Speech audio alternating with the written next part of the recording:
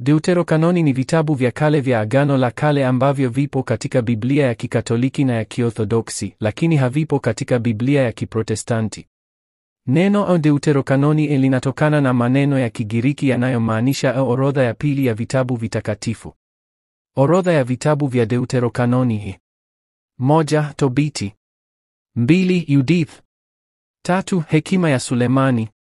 4. Yoshua bin Sira Ecclesiasticus. 5. Baruku. 6. Moja wa Makabayo. 7. Mbili wa Makabayo. 8. Maeneo fulani ya Danieli kama hadithi ya Susana, Bel na Joka. 9. Maeneo ya ziada ya kitabu cha Esta. Umuhimu wa Deuterokanoni: vinahifadhi mafundisho ya hekima, historia ya Wayahudi na imani juu ya uzima wa milele. Vinapendwa sana katika mapokeo ya Kikatoliki na Kiorthodoksi. Vilitumika sana na Wakristo wa kwanza. Kwa nini havipo kwenye Biblia ya Kiprotestanti? Hii ilionekana kuwa njia ya kurejea kwenye asili ya maandiko na kuwa waaminifu kwa kile Wayahudi walichokihifadhi. 3. Kuepuka mafundisho yanayodaiwa kuwa yasiyo ya kibiblia. Vitabu vya Deuterokanoni vina mafundisho kadhaa yanayopingwa na baadhi ya mafundisho ya Kiprotestanti. Maombi kwa wafu 2 Mathkabes saa 12 na madakika 46. Maji ya uchawi Tobiti 6. Uthibitisho wa sadaka kwa ajili ya ondoleo la dhambi. Kuondoa vitabu hivi kulionekana kama kuzuia imani isiyopatikana kwenye maandiko mengine ya wazi. 4. Kulinda uthabiti wa kanuni ya Biblia canon. Kutojumuisha Deuterokanoni kunasaidia kuweka msingi wa wazi wa vitabu vya Biblia ambavyo vinatambuliwa kama vilivyovuviwa na Mungu. Hii inasaidia kuepuka mkanganyiko juu ya ni vitabu gani ni vya mafundisho rasmi na ni vipi vya historia au hekima tu. 5. Kuhimiza maandiko pekee sola scriptura. Imani ya Kiprotestanti ilijengwa juu ya msingi wa maandiko pekee kama chanzo cha mamlaka ya kiroho. Kuondoa Deuterokanoni kuliongeza msisitizo wa kufuata tu maandiko yaliyo wazi bila utegemezi wa mapokeo ya kanisa au vitabu vya ziada. Kwa muhtasari, kwa mtazamo wa Kiprotestanti, kuondoa vitabu vya Deuterokanoni kulisaidia kusafisha mafundisho ya imani, kurejea kwenye maandiko ya Kiebrania ya awali, kuepuka mafundisho yanayodaiwa kuwa si ya kibiblia, na kuimarisha msingi wa maandiko pekee. Hasara za kuondoa vitabu vya Deuterokanoni: 1. Kupunguza neno la Mungu.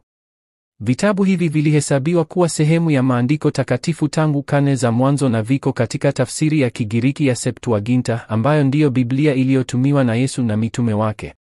Kuviondoa ni sawa na kupunguza maandiko yaliyokuwa yakitumika na Wakristo wa kwanza. 2. Kukosa mafundisho muhimu ya kiimani, ujasiri wa wanawake wa imani kama Yudith. 3. Kupunguza uelewa wa historia ya wokovu.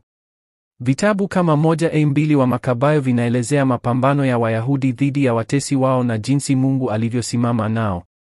Historia hii inasaidia kuelewa kipindi cha kati ya Agano la Kale na Agano Jipya. Bila vitabu hivi, kuna pengo kubwa la kihistoria na kiroho kabla ya kuja kwa Yesu Kristo.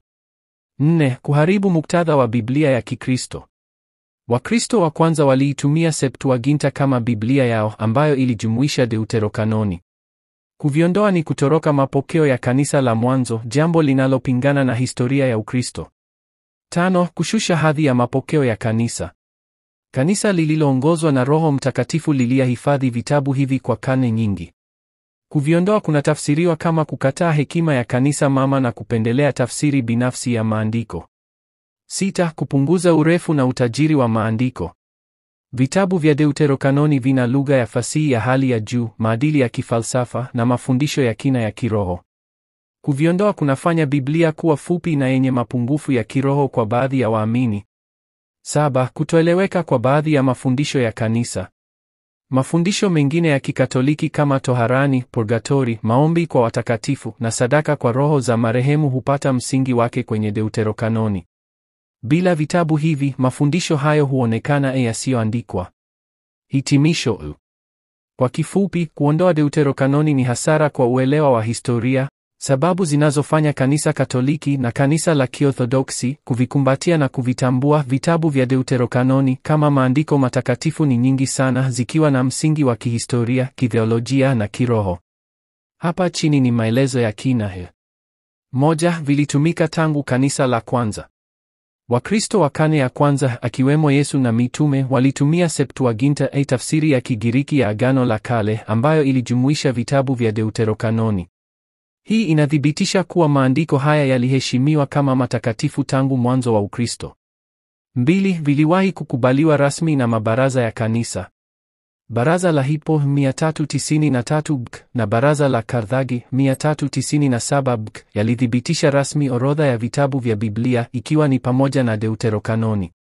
Baraza la Trent 1546 lililenga kupinga mageuzi ya Kiprotestanti na likatangaza wazi kuwa Deuterokanoni ni sehemu halali ya maandiko matakatifu.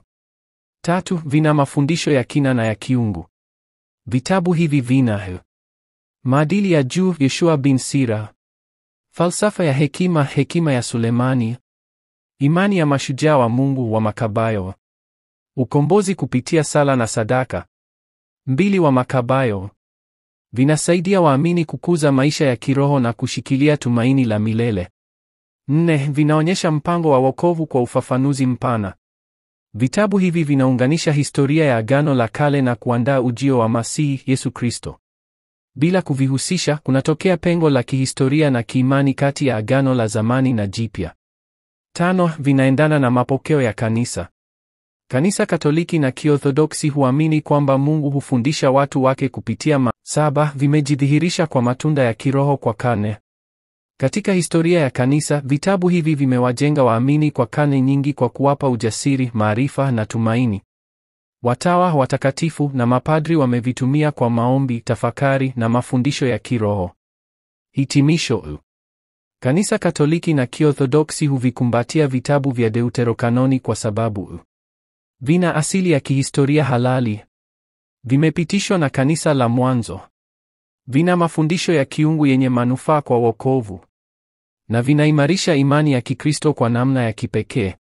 Haya hapa ni maoni yangu kuhusu umuhimu wa vitabu vya Deuterokanoni katika mafundisho ya Mkristo wa leo. Kwanza, tunapaswa kutambua vitabu vya Deuterokanoni vina thamani kubwa sana katika kukuza, kuimarisha na kuelimisha maisha ya Mkristo wa leo.